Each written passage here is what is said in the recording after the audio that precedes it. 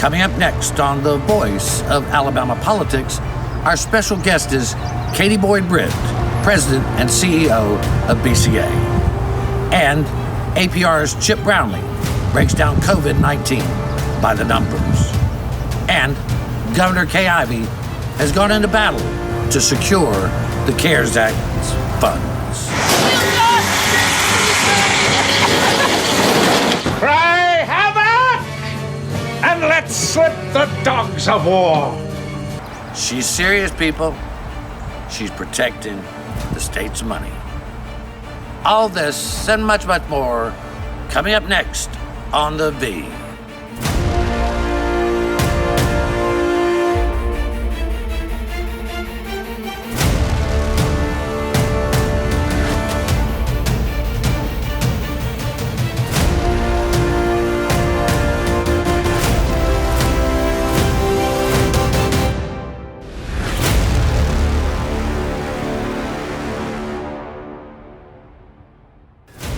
Welcome to The Voice of Alabama Politics, where we tackle the tough issues so you have the hard facts.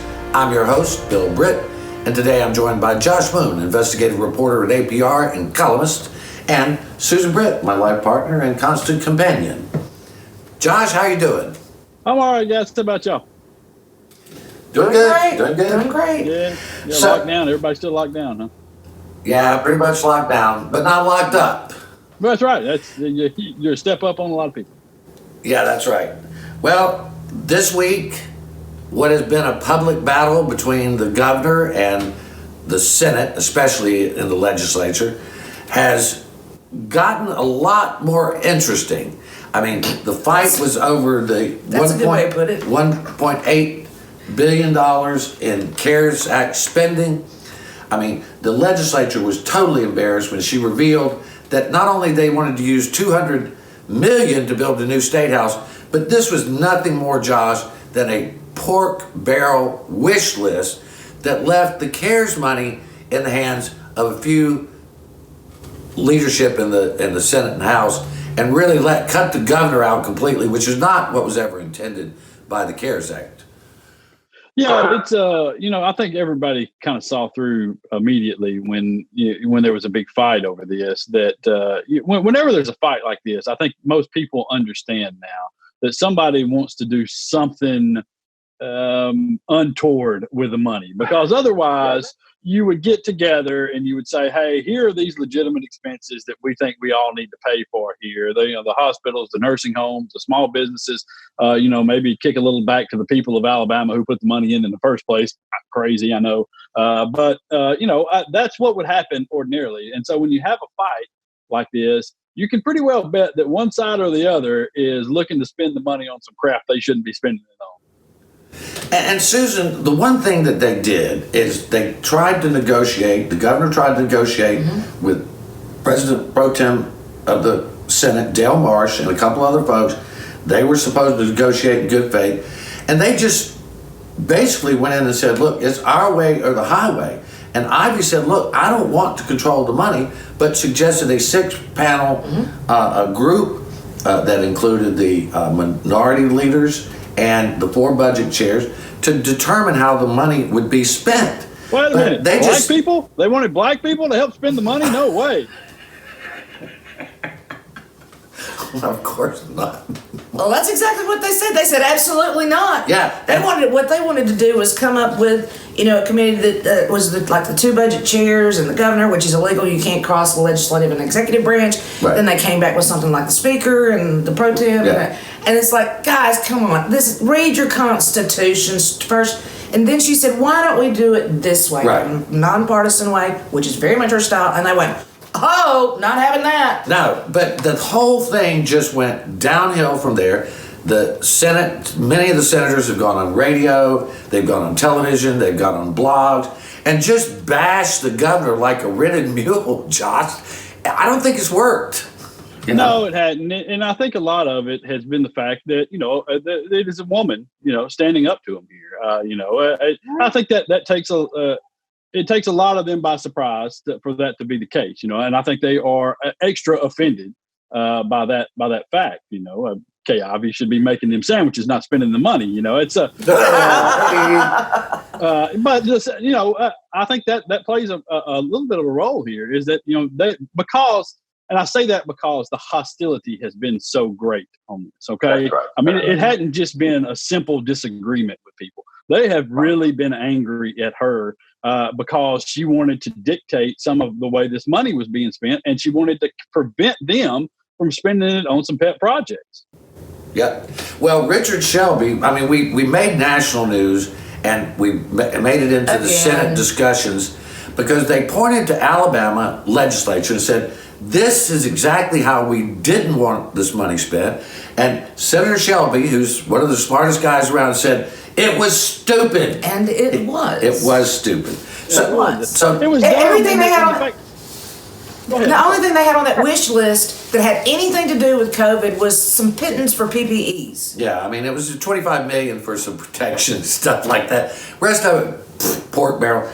But on Thursday, Kay Ivey pulled a brilliant move. She attached an executive amendment to the bill that gave them control. Right, that's the supplemental budget. Right, the supplemental appropriations bill. And now they're going to have to deal with it because they have to deal with the executive amendments. It's going to the Senate. The Senate has not reached out to Ivey, not the leadership, but Mac McCutcheon and Steve Klaus are on board with this amendment. Now, if they can get it through the Senate, that's the big question, Josh. Yeah, and I think that what really helps them a lot in the governor's office is the fact that they have the House already on board. And so you see now that there is agreement, and what Kay Ivey has put out here is at least to one side of the legislature is acceptable and something that they can work with and something that they feel like is fair and just for the people.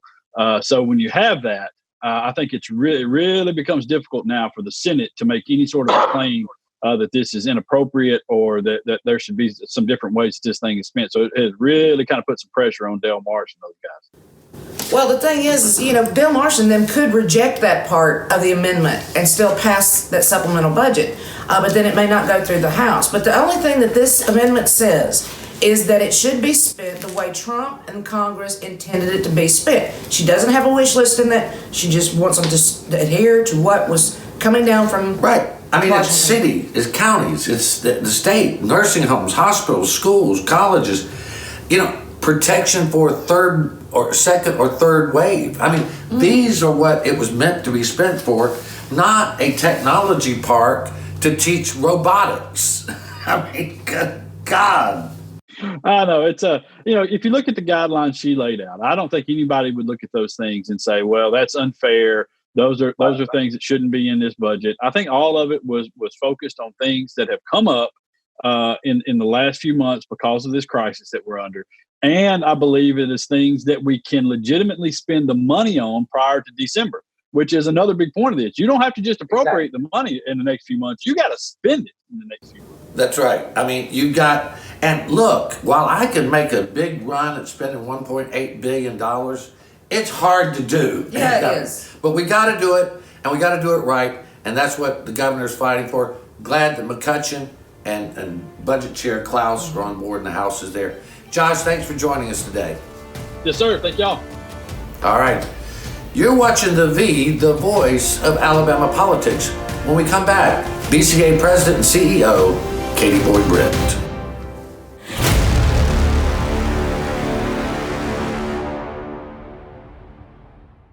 We shut down our country because of the coronavirus, but it's time to get back to work. It's time to open our restaurants. Let's reopen our movie theaters. Shh. Let's open up our hair salons. Can you take a little off the top? Let's safely open our businesses and put Americans back to work. Most importantly, our places of worship. Just reopening this economy is not enough. We need to bring manufacturing back to America, where it belongs. American manufacturing means American jobs. It's a matter of national security. I'm Barry Moore, Republican for Congress, and I approve this message. What are you doing today, babe? I thought I'd head down to the lake with the guys, do a little fishing. Of course, none of us will be wearing our seatbelts. I'll lose control of the truck, wrap it around a tree, and kill us all. Okay.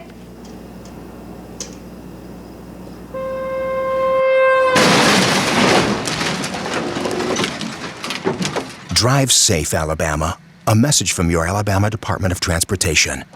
I'm John Merrill. As your Secretary of State, my goal is to ensure that each and every eligible U.S. citizen that's a resident of Alabama is registered to vote and has a photo ID. If you're concerned about going to the polls on July the 14th, we want to encourage you to download an absentee ballot application at alabamavotes.gov or contact your local circuit clerk. Make sure you enclose a copy of your photo ID when you submit your application. We may not see you in person, but through absentee, we'll see you at the polls.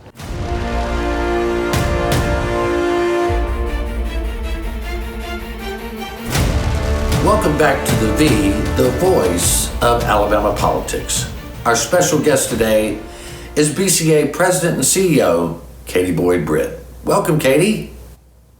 Thank you so much for having me, Bill. It's wonderful to see you and Susan. I wish it were in person, but I'll take virtually over nothing. We will too. It's great to see you. It is great to see you. I know that the Business Council of Alabama has been very busy trying to stay in touch with all the businesses that y'all represent and to represent them in a strong, passionate way. Give us an overview of what's happening out there among the business community and what the attitude is and how people are just working hard to keep business alive.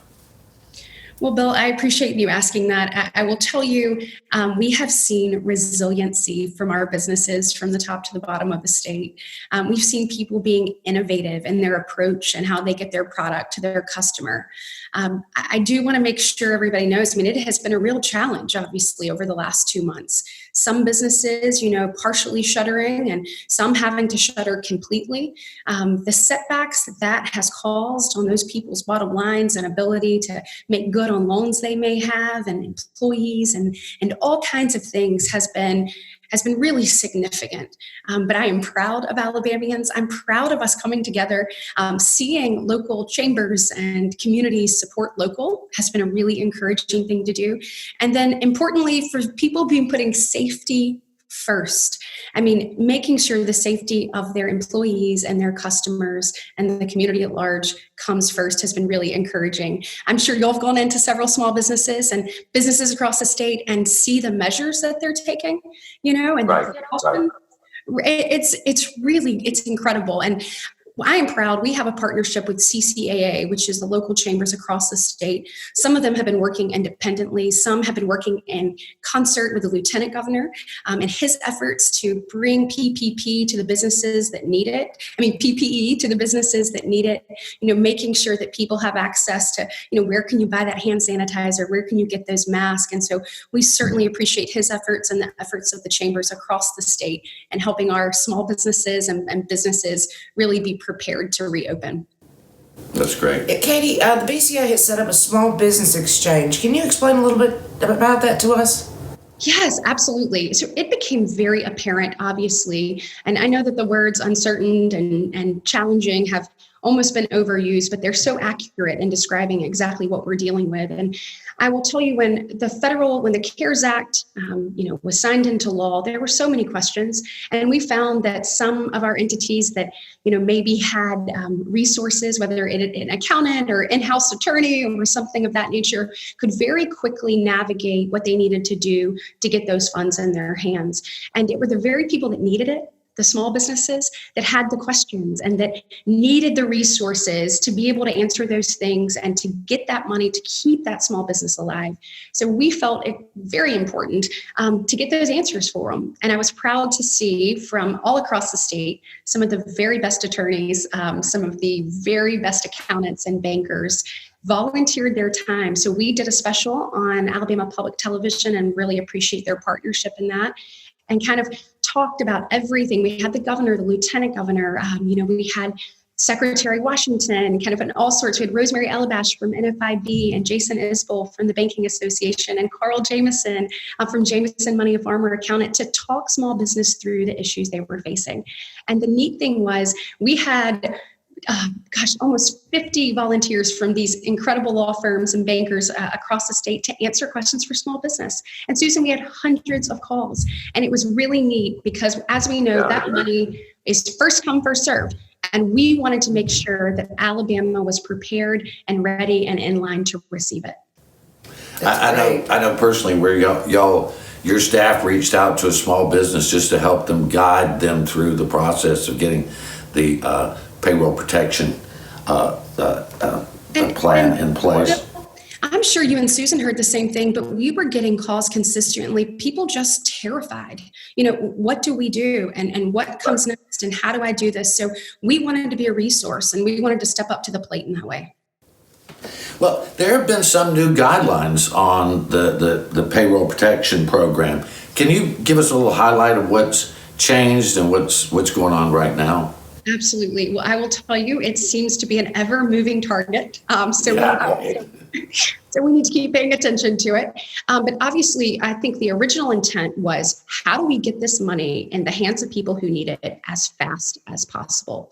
And because of that, there was an ease. Now, I know a lot of people who went through the process would say, no, there was not. But, people were granted, when they put in the application, were granted that funding. Well, as the guidelines have come out from SBA and obviously Treasury, we have learned that some of the people who applied were actually not eligible for the loans. So that's kind of one thing that's out there. And so you would think if you received your check, well, surely that means that I qualified. Well, we kind of have to take a look at that. So I encourage everyone to talk to their banker, talk to their accountant, your attorney, talk to whoever it is that you're working with to make sure that as these new guidelines have come out, that you still actually are eligible for those funds. They have extended the grace period through May 18th to say people kind of no questions asked, send that money back. And so what we want to do is encourage our businesses and entities and organizations throughout the state to quickly make that check and make sure that they were eligible. And then second, Bill, it's really important because the whole purpose of this is for it to turn into a grant-like, source of money. And not a loan. So if you did get it and you meet those qualifications, and there is actually a safe harbor for if it was under $2 million to say, yes, we believe that in good faith you did this. We'll kind of put that to the side. But I think it's critical that we all take a look and say, what are the guidelines? Make sure you meet it, because if you don't, then that quickly turns from a loan that is forgiven to a loan you have to repay. And we do not want to see that for our businesses in Alabama. We'll continue to update that on BCA, but I also encourage you to continue to talk to your banker and make sure that you're meeting the requirements that you need to. We've got just about 15 seconds left, and we could talk to you all day. Give us sort of the bottom line on what you hope and see next coming from the federal government. From the federal government, I think we need to take a little bit of time with regards to looking at what is actually needed. I think the first three bills that came through were something to kind of quickly jumpstart and keep the economy moving. I will say I hope now, with a debt that we have that continues to soar, a national debt, we are passing this debt on to not only our children, but our children's children's children at this point, as it rises above $24 trillion. So we have got to have precision, Bill, in how we handle the money going forward. We need to take an accurate assessment of the needs and then pinpoint how we help them instead of throwing a blank check and hoping it fixes the problem. Well, we understand that one very much so. Thank you, Katie, for being on with us today, and stay safe and stay well and take care of your lovely family. Can't wait to see you again in person. I can't wait to see you all too. Thank you again for having me. Thank you. You're watching The V, the voice of Alabama politics. We'll be right back with more news and opinion.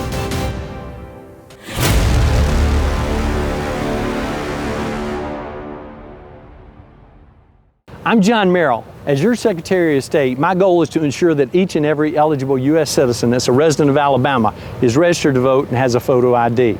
If you're concerned about going to the polls on July the 14th, we want to encourage you to download an absentee ballot application at alabamavotes.gov or contact your local circuit clerk. Make sure you enclose a copy of your photo ID when you submit your application. We may not see you in person, but through absentee, we'll see you at the polls.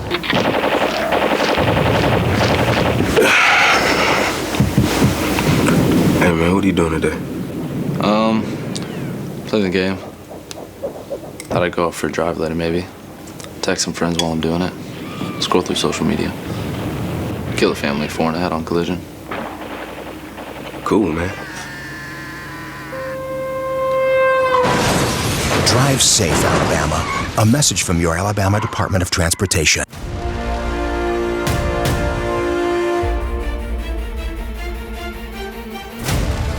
Welcome back to the voice of Alabama politics.